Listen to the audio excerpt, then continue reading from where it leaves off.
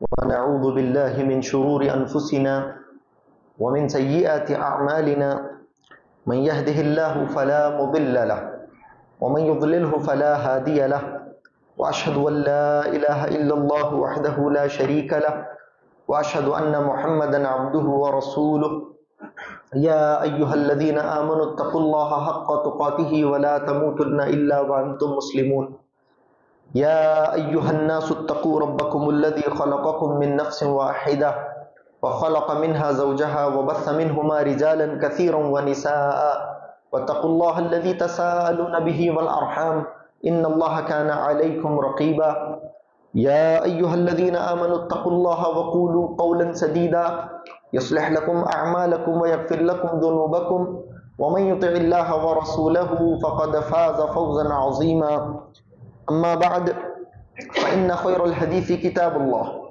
وخير الهدي هدي محمد صلى الله عليه وسلم وشر الأمور محدثاتها وكل محدثة بدعة وكل بدعة ضلالة وكل ضلالة في النار.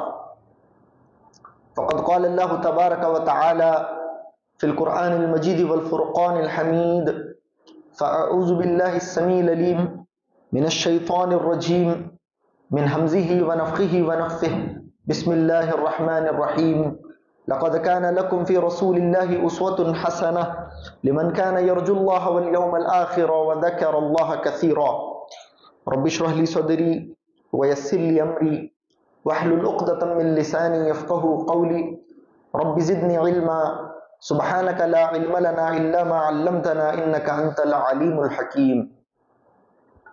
معزز حاضرین جمعہ، ہر قسم کی تعریف، بڑائی، بزرگی اللہ رب العالمین کے لیے لائق و زیبا ہے، اور درود و سلام ہو نبی آخر الزمان محمد مصطفیٰ صلی اللہ علیہ وآلہ وسلم کی ذات اقدس پر.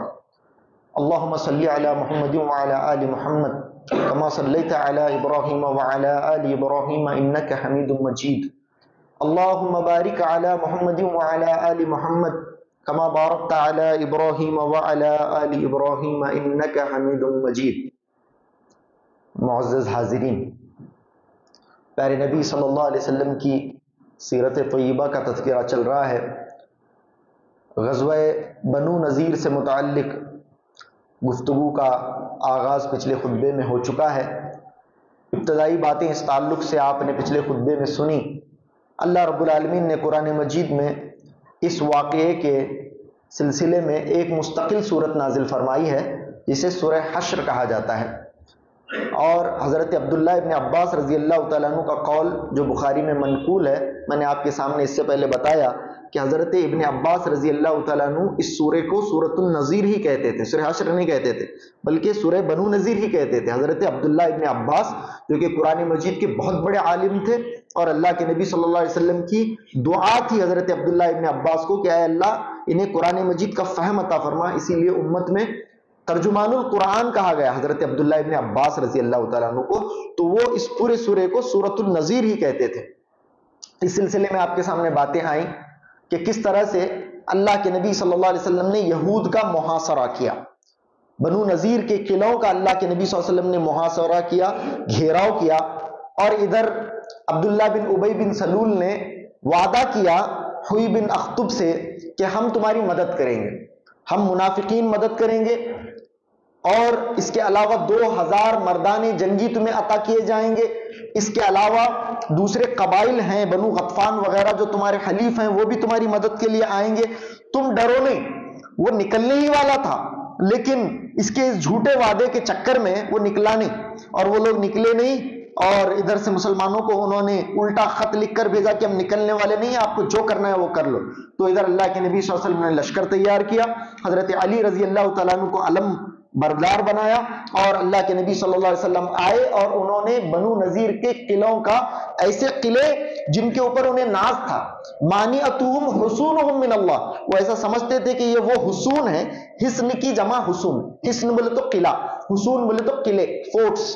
تو ان کو یہ گمان تھا کہ ہمارے جو قلعے ہیں، ہمارے جو وسائل ہیں، ہمارے پاس جو ذرائع ہیں، ہمارے پاس جو پراپرٹیز ہیں، اور ہمارے پاس جو افراد ہیں، یہ سب مل کر اللہ رب العالمین کا جو فیصلہ ہے اور محمد صلی اللہ علیہ وسلم کے جو ساتھی ہیں اور ان کا جو لشکر ہے، اس لشکر سے ہمیں بچانے میں کامیاب ہوں گے، یہ ان کا گمان تھا۔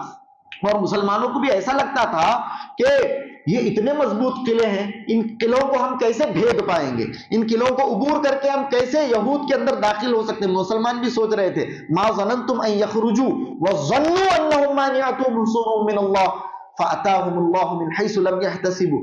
اللہ اکبر۔ تو یہاں پر اللہ کے نبی صلی اللہ علیہ وسلم نے اور صحابہ کرام نے گھیراؤ کیا۔ ادھر یہود منتظر ہیں، یہود منتظر ہیں کس کے؟ عبداللہ بن ابی بن سلول کے۔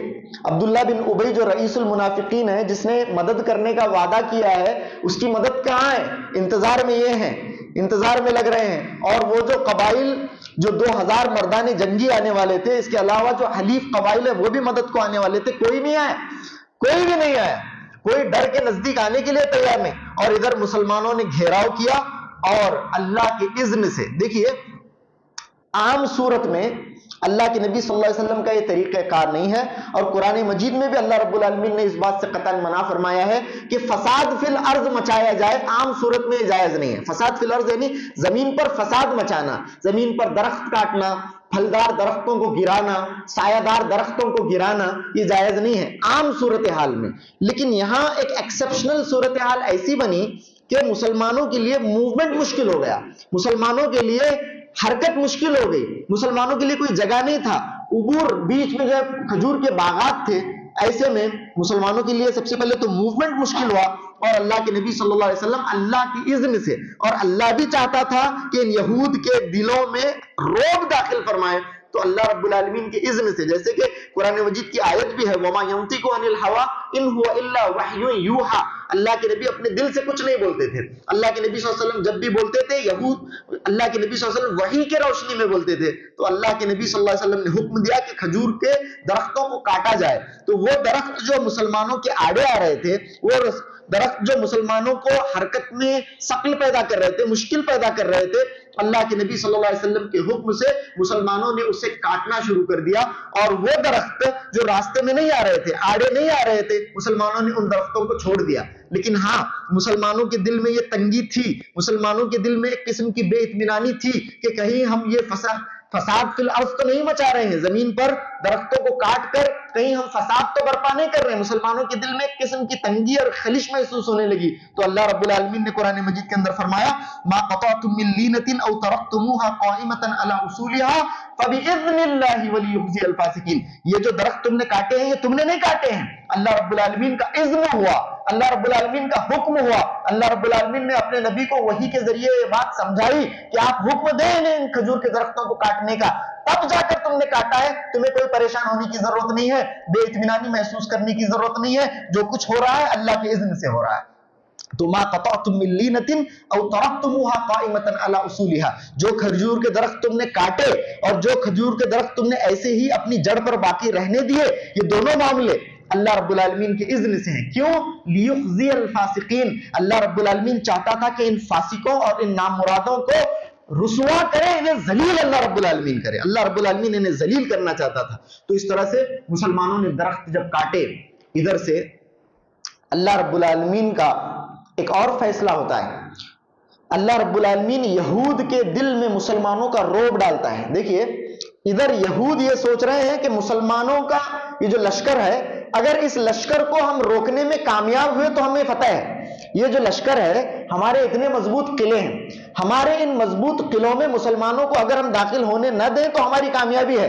یہ ایک ہی راستہ ہے جس کے ذریعے ہمیں شکست مل سکتی ہے کہ مسلمانوں کا لشکر ہمارے قلعوں میں داخل ہو جائے اور ہمیں شکست دوچار کر دے، ورنہ کوئی اور صورت نہیں ہے ایسی کہ جو ہمیں شکست دے دے، کوئی دوسری صورت نہیں ہے۔ تو اللہ رب العالمین نے فرمایا فَأَتَاهُمُ اللَّهُ مِنْ حَيْثُ لَمْ يَحْتَسِبُوا، اللہ رب العالمین یہ یہاں پر لشکر کے گمان میں ہی رہے، یہی سوچتے رہ گئے کہ لشکر کو اگر ہم بچا لیں، لشکر کے ساتھ اگر ہم اڑ جائیں، لشکر کو ہم قلعے کے باہر ہی رہنے دیں تو ہمیں کچھ نہیں ہوگا. تو اللہ نے فرمایا ایسا نہیں ہے. لشکر ہی اللہ رب العالمین کی واحد چیز نہیں ہے جو تمہیں شکست خوردہ بنا دے, جو تمہیں شکست سے دوچار کر دے, بلکہ اللہ رب العالمین کے دوسرے ذرائع بھی ہوتے ہیں. اللہ رب العالمین نے لشکر کو وہیں رہنے دیا, لشکر جہاں تھا وہیں رہا, قلعے کے باہر ہی رہا, بلکہ اللہ رب العالمین نے ان کے دلوں کے اندر خوف طاری کر دیا, ان کے دلوں کے اندر اللہ رب العالمین نے رعب ڈال دیا.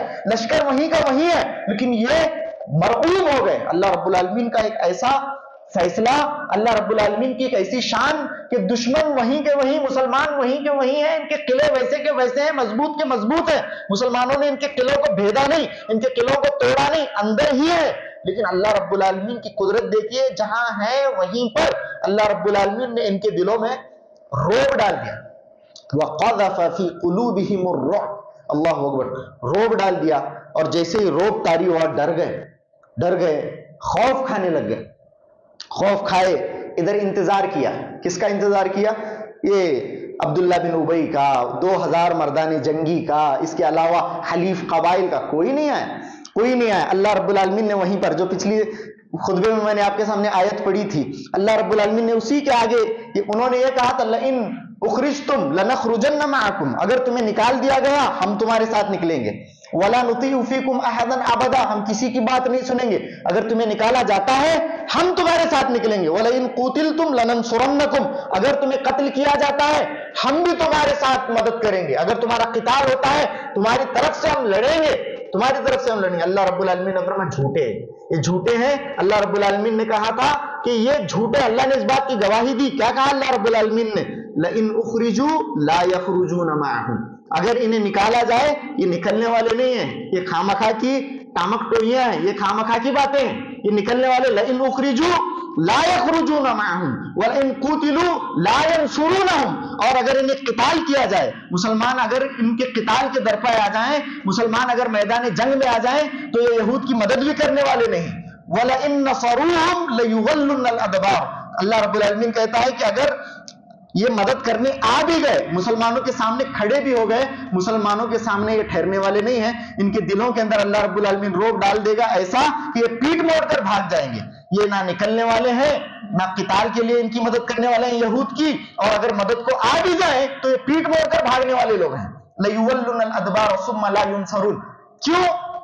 اے نبی صلی اللہ علیہ وسلم, آپ سے یہ لوگ ڈرتے ہیں. اللہ اکبر, اللہ نے یہود کے بارے میں فرمایا. دیکھیے مسلمانوں سے, لَأَنْتُمْ اشد رہبتن فی صدورہم من اللہ, اللہ نے فرمایا یہ جو یہود ہیں, یہ جو منافقین ہیں, یہ جو ایک جٹ تمہیں نظر آتے ہیں, حقیقت بات یہ ہے مسلمانوں یہ تم سے ڈرتے ہیں. لَأَنْتُمْ اشد رہبتن فی صدورہم من اللہ, اللہ رب العالمین نے فرمایا کہ یہ تم سے اللہ سے زیادہ ڈرتے ہیں. ذالک بأنہم قوم لا یفقہون, یہ بے عقل قوم ہے, بد عقل قوم ہے, اللہ سے نہیں ڈرتے, تم سے ڈرتے ہیں یہ لوگ. جبکہ اللہ رب العالمین اس بات کا زیادہ حقدار ہے کہ اللہ رب العالمین سے ڈرا جائے, لیکن یہ اللہ سے نہیں ڈرتے, یہ تم سے بہت زیادہ ڈرتے ہیں, یہ بد عقل قوم ہے. اور پھر اللہ رب العالمین نے فرمایا لا يقاتلونكم جميعا الا في قرى محصنة او من وراء جدر بعضهم بينهم شديد تحسبهم جميعا وقلوبهم شتى. اللہ رب العالمین نے فرمایا اے نبی صلی اللہ علیہ وسلم, یہ جو یہود ہیں یہ بزدل قوم ہے, یہ یہود یہ بزدل قوم ہے, اور یہ منافقین یہ بزدل ہیں. لا يقاتلونكم جميعا, آپ یہ نہ سمجھے کہ یہ کبھی کسی دن آپ کے سامنے آ کر کھڑے ہو جائیں گے ننگی تلواریں لے کر آپ کے ساتھ قتال کرنے کے لیے, جنگ کرنے کے لیے. ایسا نہیں ہونے والا ہے. یہ لوگ کسی دن آپ کے سامنے کھڑے نہیں ہوں گے, مسلمانوں کے سامنے یہود کھڑے ہو سکے ان کی اوقات نہیں ہے. اللہ نے فرمایا لا يقاتلونكم جميعا, ہاں الا في قرى محصنة او من وراء جدر, ہاں لیکن یہ قلعوں کے پیچھے سے, قلعوں کے اندر سے آپ کے اوپر کچھ تیر برسا ضرور سکتے ہیں, آپ کے اوپر پتھر پھینک سکتے ہیں. یہ اتنے زیادہ طاقتور یا پھر اتنے زیادہ ہمت والے نہیں ہیں کہ آپ کے سامنے میدان کے اندر آمنے سامنا کر سکیں, ایسا ان کا معاملہ نہیں ہے. ہاں یہ الا فی قرى محصنة او من وراء جدر, دیواروں کے پیچھے سے آپ پر حملہ کر سکتے ہیں, یا پھر یہ قرى یعنی یہ اپنے قلعوں کے اندر محصور ہو کر آپ کے ساتھ لڑ سکتے ہیں. تحسبهم جميعا, اے نبی صلی اللہ علیہ وسلم آپ کو لگتا ہے کہ یہ ایک ہیں, یہ سب ایک ہیں. منافقین ملے ہوئے ہیں, یہود ملے ہوئے ہیں, یہود کے مختلف قبائل ملے ہوئے ہیں, یہ سب ایک بظاہر نظر آتے ہیں. تحسبهم جميعا وقلوبهم شتى, لیکن ان کے دل آپس میں ایک نہیں ہے, ان کے دل آپس میں الگ الگ ہیں. اللہ رب العالمین فرماتا ہے تحسبهم جميعا وقلوبهم شتى. یہ اللہ رب العالمین نے اس قرآن کے اندر سورہ حشر کے اندر اللہ نے تفصیل سے ان ساری باتوں کا ذکر فرمایا. خیر, تو میں بول رہا تھا آپ کو کہ یہ لوگ پیچھے سے وار کرنے والے تھے. انہوں نے انتظار کیا منافقین کا, منافقین نہیں آئے. انہوں نے انتظار کیا 2000 مردان جنگی کا, وہ نہیں آئے. انہوں نے انتظار کیا حلیف قبائل کا, وہ نہیں آئے. اب ادھر یہود اکیلے رہ گئے, یہود اکیلے رہ گئے. تو یہود کے دل میں اللہ رب العالمین نے ایسا روب ڈالا, روب طاری ہو گیا, تھرتھرانے لگے اور انہیں اپنی خطا اور انہوں نے جو غلطی کی اس کا احساس ہونے لگا. ہم نے یہ کیا کر دیا, ہمیں اللہ کے نبی صلی اللہ علیہ وسلم کی قتل کی سازش کر کے اپنی آفت خود مول لی ہے, مصیبت مول لی ہے. اب ہم نے کیا کرنا ہے. اللہ کے نبی صلی اللہ علیہ وسلم کو فوراً ہوئی بن اخطب, جو ام المومنین حضرت صفیہ رضی اللہ تعالیٰ عنہ کا باپ ہے, ٹھیک ہے, بعد میں اس کے بارے میں انشاءاللہ آپ کے سامنے باتیں آئیں گی. تو انہوں نے لیٹر لکھ کر اللہ کے نبی صلی اللہ علیہ وسلم سے کہا کہ اے اللہ کے نبی ہماری جان بخش دیں, ہم نکلنے کے لیے تیار ہیں. جس طرح سے آپ نے ہمیں نکلنے کا الٹیمیٹم دیا تھا, ہم تیار ہیں, ہمیں جانے دیا جائے, ہماری جان بخشی جائے. اور ہماری ایک اور التجا بھی یہ ہے کہ ہمیں نہ کہ صرف یہ کہ جانے دیا جائے, بلکہ ہم جاتے ہوئے اپنا جتنا سامان لے جا سکتے ہیں لے جانے کی ہمیں اجازت دی جائے.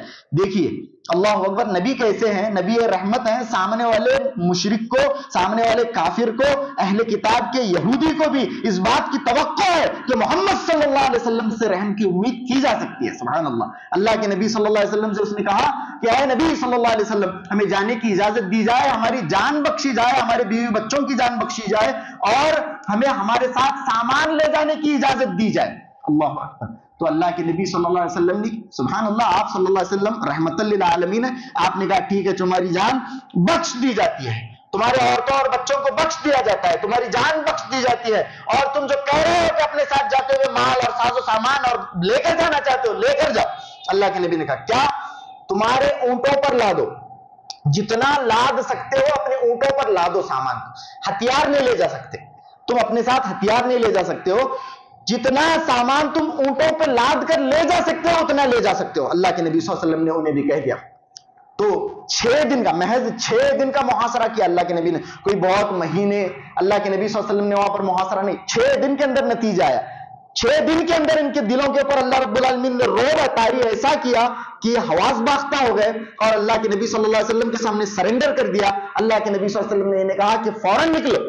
تو یہ نکلنے لگے. اونٹ تھے ان کے پاس, بے شمار اونٹ تھے, بہت پیسے والے تھے, بہت زیادہ مال والے تھے. جیسے میں نے آپ کے سامنے بتایا, انہوں نے سالہ سال کی محنت سے اپنے گھر بنائے تھے, اپنے قلعے بنائے تھے, اپنی حویلیاں بنائی تھی. نہ کہ صرف یہ کہ حویلیاں بنائی تھی بلکہ حویلیاں سجائی تھی, بہترین سے بہترین کاریگری, بہترین سے بہترین حویلیاں. حویلیوں کے اندر سونے چاندی کے یہ دیواروں کے پر پیوست کر رکھے تھے. ان کے جو دروازے تھے, دروازوں کی جو کنڈیاں تھیں, اسی طرح سے جو قفل تھے اور بھی دوسری ساری چیزیں بہت زیادہ سونے چاندی سے انہوں نے جڑ رکھے تھے, تیار کر رکھے تھے اپنے گھروں کو. اب یہ جب اللہ کے نبی صلی اللہ علیہ وسلم نے حکم دیا تو فوراً اپنے اونٹوں پر مال لادنے لگے, اونٹوں پر مال لادنے لگے. خوب مال انہوں نے لادا, اونٹوں کو اوور لوڈ کیا. 600 اونٹ, کتنے, 600 اونٹوں کو اوور لوڈ کیا. یہاں تک کہ دروازے کے کنڈیاں, دیوار پہ اگر کوئی چیز ہے تو اسے نکالنے کا, دیوار کو توڑ کو, تاکہ مسلمانوں کے کام نہ آئے, تاکہ بعد میں مسلمانوں کی یہ ساری چیزیں کام نہ آئیں. یہ قیمتی چیزوں کو توڑ کر لیا انہوں نے اور اپنے گھروں کو اپنے ہاتھوں سے برباد کرنے لگے. اپنا جو گھر جو بڑے ہی ارمانوں سے انہوں نے سجایا تھا, اللہ کے نبی صلی اللہ علیہ وسلم کی گستاخی کی, اللہ کے نبی صلی اللہ علیہ وسلم کے قتل کی انہوں نے سازش رچ کی, انہوں نے مکر کیا, انہوں نے فریب کیا, اس نے میثاق مدینہ کو انہوں نے توڑ دیا. تو اللہ رب العالمین نے ایسی ذلت اور مسکنت ان کے اوپر طاری کی ہے, اپنے گھروں کو انہوں نے اپنے ہاتھ سے توڑا ہے, جن گھروں کو انہوں نے اپنے ہاتھوں سے سجایا تھا. اللہ اکبر. یخربون بیوتہم بایدیہم وایدی المؤمنین. اللہ رب العالمین نے فرمایا انہوں نے اپنے گھروں کو اپنے ہاتھوں سے توڑا. یخربون بیوتہم بایدیہم, اپنے ہاتھوں سے, وایدی المؤمنین, اور مسلمانوں کے ہاتھوں انہوں نے توڑوایا ہے اپنے گھروں کو. فاعتبروا یا اولی الابصار. اللہ نے فرمایا اے عقل والوں غور کرو, عبرت پکڑو اس سے، عبرت پکڑو. سبحان اللہ، اللہ رب العالمین سب سے کہہ رہا ہے کہ عبرت پکڑو. یہ یہود، یہ اہل کتاب جن کو اللہ رب العالمین نے کتاب عطا فرمائی تھی، یہ یہود جو انبیاء کی اولاد تھے، انبیاء کی اولاد تھے، کتاب عطا فرمائی تھی، ان کا یہ ماننا تھا نحن ابناء اللہ و احباؤہ، ہم اللہ کے بیٹے ہیں، ہم اللہ کے چہیتے ہیں، ان کا ایسا ماننا تھا. یہ یہود کتاب ہونے کے باوجود، انبیاء کی اولاد ہونے کے باوجود، اللہ کے اتنے انعامات اور اکرامات ان کے اوپر ہونے کے باوجود، انہوں نے جب سرکشی کی، انہوں نے جب بے دینی اختیار کی، جب ان کے اخلاق اور ان کے کردار بگڑ گئے، جب انہوں نے تعصب اپنے اندر لایا اور حق کو انہوں نے ٹھکرایا، اللہ رب العالمین نے ان کا کیا حال کیا ہے. دیکھیے کیا حال ان کا اللہ رب العالمین نے کیا ہے. تو مسلمانوں کو بھی چاہیے کہ اگر ہمارے اندر بھی بے دینی آتی ہے، اگر ہمارے اندر بد کرداری آتی ہے، ہمارے اندر بد اخلاقی آتی ہے، اور اگر ہم بھی اللہ اور اس کے رسول کے احکامات کو اپنے پیروں تلے اسی طرح سے روندتے ہیں جس طرح سے یہود و نصارہ نے اور دوسرے اہل کتاب نے کیا، تو اللہ رب العالمین ہم پر بھی وہی سب کچھ لانے پر قادر ہے جو ان پر آیا ہے. تو اللہ رب العالمین کے فَاعْتَبِرُوا يَا أُولِي الْأَبْصَارِ، اللہ رب العالمین نے کہا. اللہ اکبر. پھر وَلَوْلَا أَن كَتَبَ اللَّهُ عَلَيْهِمُ الْجَلَاءَ لَعَذَّبَهُمْ فِي الدُّنْيَا وَلَهُمْ فِي الْآخِرَةِ عَذَابُ النَّارِ. اللہ رب العالمین کا یہ فیصلہ ہوا کہ اللہ رب العالمین نے انہیں جلا وطن کر دیا، انہیں جلا وطن کر دیا. اگر یہ فیصلہ نہ ہوتا تو اللہ رب العالمین ان کے اوپر دنیا ہی میں عذاب مسلط کرتا، دنیا میں ان کے اوپر عذاب آتا. یہ اللہ رب العالمین نے فرمایا. خیر، تو یہ نکلنے لگے، انہوں نے اپنے گھروں کو توڑا، اپنے گھروں کو، اپنی ساری کی ساری قیمتی اشیاء کو اکھاڑا اور اپنی اونٹوں پر، یہاں تک کہ بعض لوگوں نے تو دروازے بھی اکھاڑے. دروازے جو بھی قیمتی چیزیں تھی، جن جن چیزوں پر کے اوپر ان کا اچھا انویسٹمنٹ تھا، وہ ساری چیزیں نکالی، اونٹوں کے اوپر لادا، ایسا لادا کہ خود اونٹ پر بیٹھنے کے لیے جگہ نہ رہی، اور خود اور اپنی بیوی بچوں کو لے کر پیدل چلے گئے. 600 اونٹ لے کر یہ اللہ کے نبی صلی اللہ علیہ وسلم کے سامنے سے چلتے بنے. اللہ کے نبی صلی اللہ علیہ وسلم نے سیف پیسج پرووائڈ کیا، چلو ایسے نکلو. یہ بھی اللہ کے نبی کا ظرف ہے. سبحان اللہ. یہ عام معاملہ ایسا نہیں تھا، اس طرح سے عام معافی بانٹی نہیں جاتی تھی. یہ تو نبی اکرم صلی اللہ علیہ وسلم اور رحمت للعالمین ہی کا ظرف ہو سکتا تھا کہ معاہدے کی کھلی خلاف ورزی کرنے کے بعد بھی اللہ کے نبی صلی اللہ علیہ وسلم نے جان بخشی اور مال بھی انہیں لے جانے کی اللہ کے نبی صلی اللہ علیہ وسلم نے اجازت دی. تو یہ لے کر چلے گئے. اب اللہ کے نبی صلی اللہ علیہ وسلم کے سامنے سے چل گئے، اور بہت سارا مال باقی رہا، باغات باقی رہے، قلعے باقی، سب مسلمانوں کا، سب اللہ رب العالمین نے نبی اکرم صلی اللہ علیہ وسلم کو عطا فرمایا، سب کچھ. یہاں تک کی بات ہے کہ 350 کے قریب تلواریں تھیں، 350 کے قریب قیمتی تلواریں، اس کے علاوہ زرہیں، 50 کے قریب زرہیں، خود جو سر کے اوپر جو ہیلمٹ ہوتا ہے اس طرح کا، خود وہ بہت سارا مال، جنگی مال یہ چھوڑ کر چلے گئے. اس کے علاوہ گھر دار، کھیت کھلیان، باغات، قلعے، یہ سب کچھ چھوڑ کر 600 اونٹوں کے اوپر سب کچھ لدا کر یہ اللہ کے نبی صلی اللہ علیہ وسلم کے پاس سے چلے گئے. تو یہ بنو نذیر کا معاملہ ہوا. انہوں نے معاہدے کی خلاف ورزی کی، میثاق مدینہ کی خلاف ورزی کی، اللہ کے نبی صلی اللہ علیہ وسلم کے قتل کی سازش رچی. اللہ رب العالمین نے ان کے ساتھ یہ کیا. بنو قینقاع مثل الذین من قبلہم قریبا ذاقوا وبال امرہم. اللہ رب العالمین نے فرمایا ان کا مال بھی ایسا ہی ہوا، ان کا حال بھی ایسا ہی ہوا جس طرح سے کمثل الذین من قبلہم، ان سے پہلے کچھ دنوں پہلے ان سے پہلے بنو قینقاع کو جو جلا وطن کر دیا گیا تھا، ان کا بھی مال ایسے ہی ہوا، ان کا حال اسی طرح سے ہو گیا. تو اللہ رب العالمین نے کہا یہ بھی نکل گئے، بنو قینقاع نکل گئے، اور یہ بنو نذیر بھی جو ہے نکل گئے. اب ادھر مسلمانوں کو بہت بڑی فتح، خاص طور سے جنگ احد، واقعہ رجی اور بئر معونہ کے المیات کے بعد مسلمانوں کے لیے ایک بہت بڑی کامیابی، پورے کا پورا بنو نذیر کے قلعے اور ساز و سامان، کھیت و کھلیان، باغات، یہ سب مسلمانوں کے انڈر آیا، اب یہاں پر ایک اور چیز ہے اللہ رب العالمین نے واضح کیا. اس سے پہلے جنگ بدر کے اندر مسلمانوں کو جو کامیابی ملی، جنگ احد میں بھی جس طرح سے مسلمانوں کو جو مال غنیمت ملتا تھا، اور وہ مال غنیمت کا معاملہ تھا کہ مسلمانوں کے درمیان اسے تقسیم کر دیا جاتا تھا. مال غنیمت تھا، مسلمان میدان جنگ میں جاتے تھے، دشمن کے ساتھ 2 ہاتھ کرتے تھے، مسلمان تلوار چلاتے تھے، گھوڑے دوڑاتے تھے، اونٹ دوڑاتے تھے، دشمن کے ساتھ قتال کرتے تھے، اور بالآخر جب مسلمانوں کو فتح نصیب ہوتی، اللہ رب العالمین مسلمانوں کو جب فتح سے ہمکنار کرتا، تو وہ مال غنیمت مسلمانوں کا حق تھا. اللہ رب العالمین نے فرمایا وَاعْلَمُوا أَنَّمَا غَنِمْتُم مِّن شَيْءٍ، جو بھی تم نے غنیمت حاصل کی ہے، فَأَنَّ لِلَّهِ خُمُسَهُ، اللہ رب العالمین کے لیے اس کا خمس ہے، اللہ کے لیے وَلِلرَّسُولِ وَلِذِي الْقُرْبَى وَالْيَتَامَى وَالْمَسَاكِينِ وَابْنِ السَّبِيلِ، اللہ رب العالمین نے سورہ انفال میں کہا غنیمت کے اللہ رب العالمین نے احکام نازل فرمائے، کہا کہ جو مال غنیمت تمہیں ملتا ہے جنگ کے اندر تو مسلمانوں میں اسے تقسیم کر دیا جائے، جو مجاہدین نے جنگ کے اندر شرکت کی تھی انہیں وہ تقسیم کر دیا جائے، ہاں لیکن اس کا خمس نکالا جائے، اس کا 5واں حصہ نکالا جائے، اور وہ 5واں حصہ کس کے لیے ہوگا؟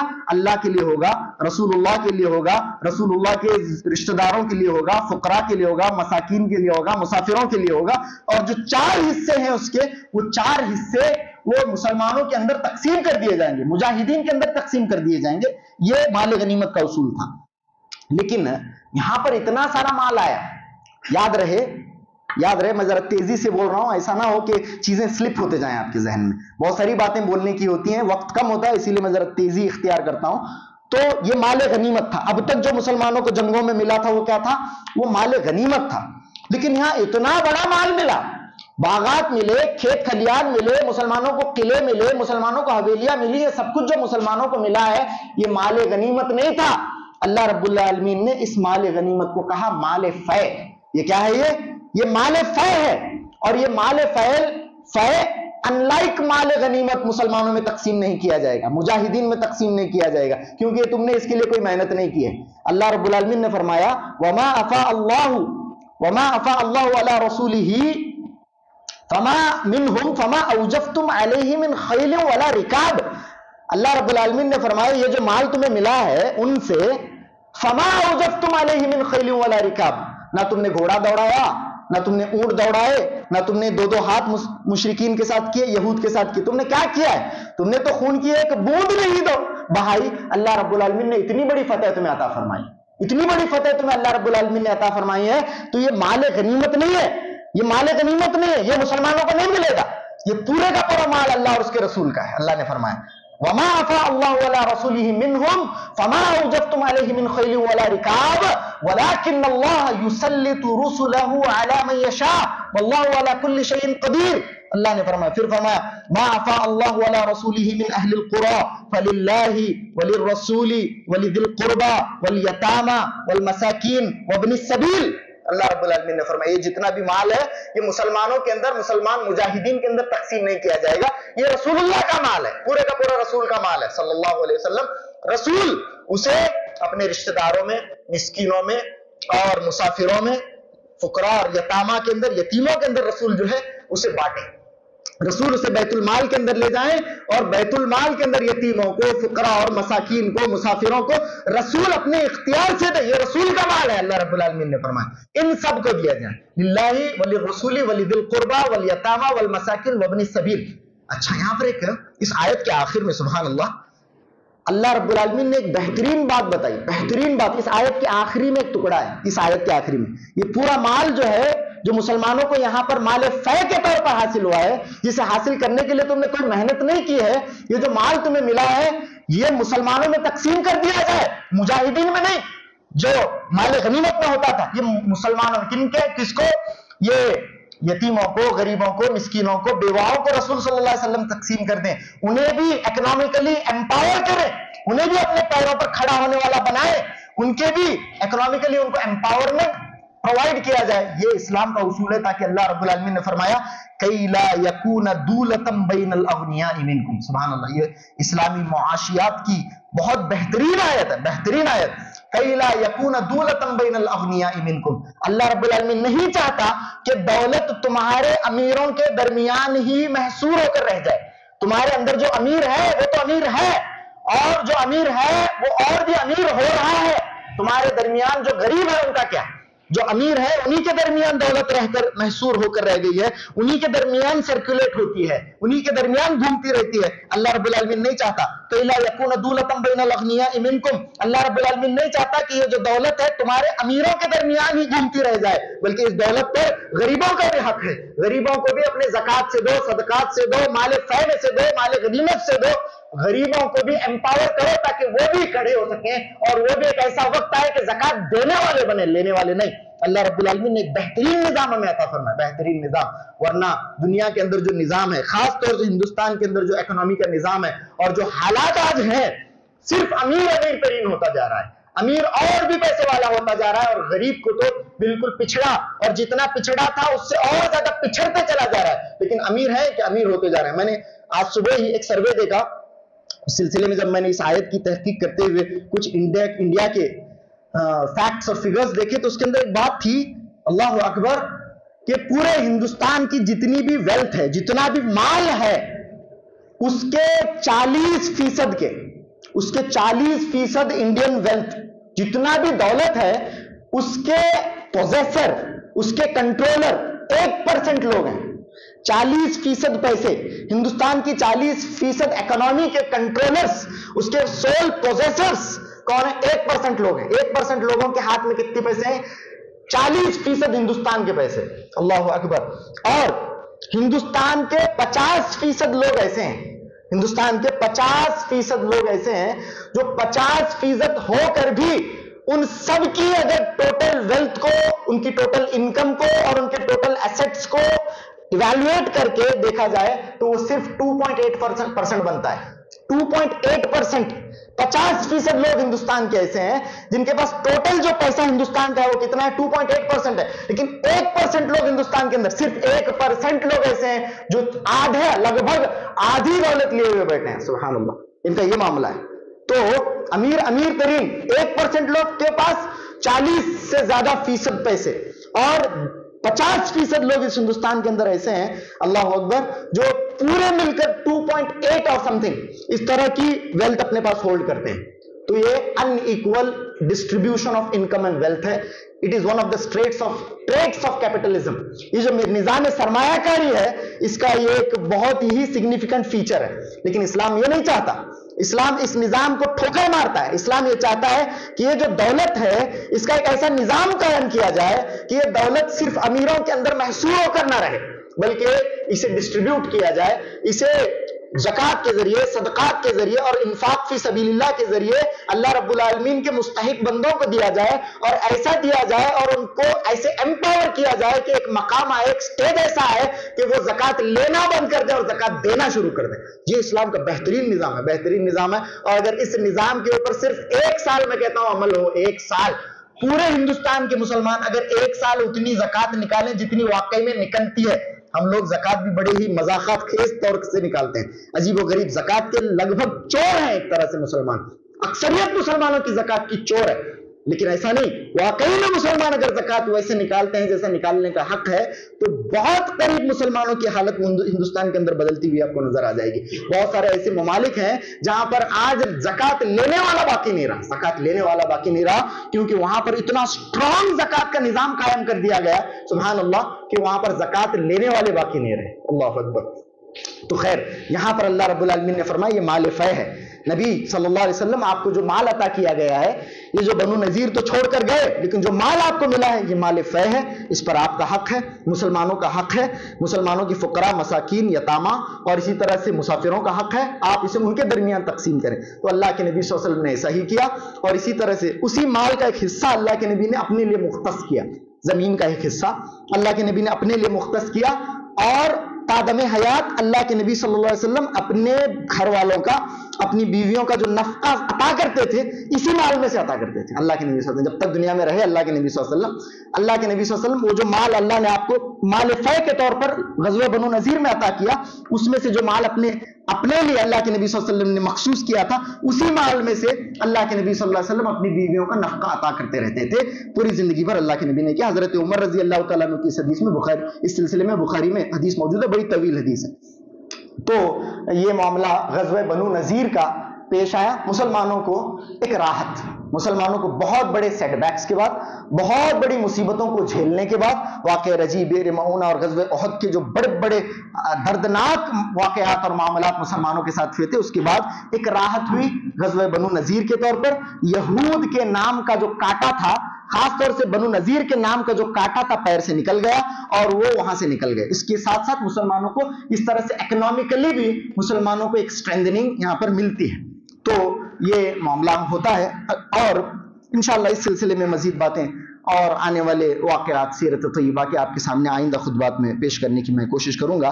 آخر میں اللہ رب العالمین سے ہم دعا کرتے ہیں کہ اللہ رب العالمین کتاب و سنت کا صحیح فہم ہمیں عطا فرمائے، صحیح فہم عطا فرمائے، قرآن و سنت کو اللہ کے نبی صلی اللہ علیہ وسلم کے اور اللہ رب العالمین کے مراد کے مطابق اور صحابہ کے فہم کے مطابق ہمیں سمجھنے کی اللہ رب العالمین توفیق عطا فرمائے، اور اسی نظام کو ہم اپنے اطراف میں قائم کریں، اور اس غیر مسلم آبادی کے درمیان جہاں ہم جیتے ہیں انہی اصولوں کو ہم اپنانے کی کوشش کریں، مسلمانوں کے ساتھ اور غیر مسلموں کے ساتھ بھی، جو اللہ کے نبی صلی اللہ علیہ وسلم نے غیر مسلم آبادی کے درمیان رہتے ہوئے اپنائے۔ آمین وآخر دعوانا ان الحمدللہ رب العالمین وصلی اللہ علی نبینا محمد وآلہ وصحبہ وسلم تسلیما کثیرا۔